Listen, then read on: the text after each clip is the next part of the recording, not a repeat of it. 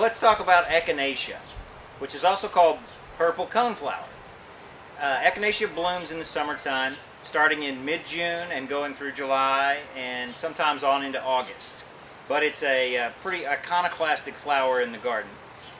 Everyone recognizes it. Everyone knows about Echinacea. And they're a relatively easy perennial to grow. They're pretty good at coming back every year.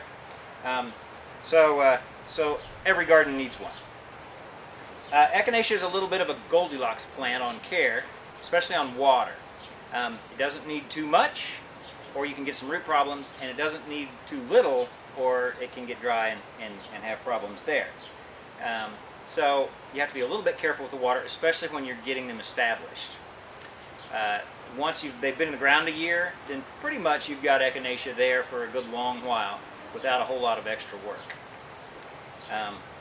But Echinaceas need full sun to do best. They'll work over in some part sun areas, but in full sun they stay a little shorter, fuller, and they bloom more out in the full sun. So bright light, west side, south side of your house, they like it hot, they like it in the summer, so they're a great plant to use in Arkansas. And they come in a myriad of colors. Purple is the kind of the base where it all came from, and then they derived all these others off of that. There's a white coneflower.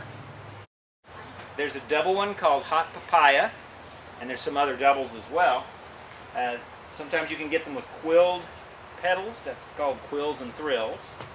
There's yellows, oranges. Here's one called flamethrower, which is really neat.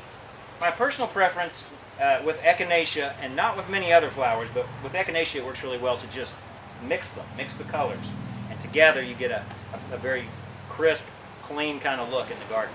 You can also mix Echinacea with some other plants, some of the summer blooming ones that are in bloom at the same time. This is leucanthemum, which is Shasta daisy, and they also work really well with Rudbeckia, which is a yellow color but is also an eye, a flower with an eye in it, and Liatris bloom at the same time. So it's a great plant to use with others in a perennial bed. You can also use it in combination with annuals, so that the annuals will give you solid color throughout the spring and on into fall. It's just a very versatile perennial that, once established in full sun, is very drought tolerant. So it's a great plant.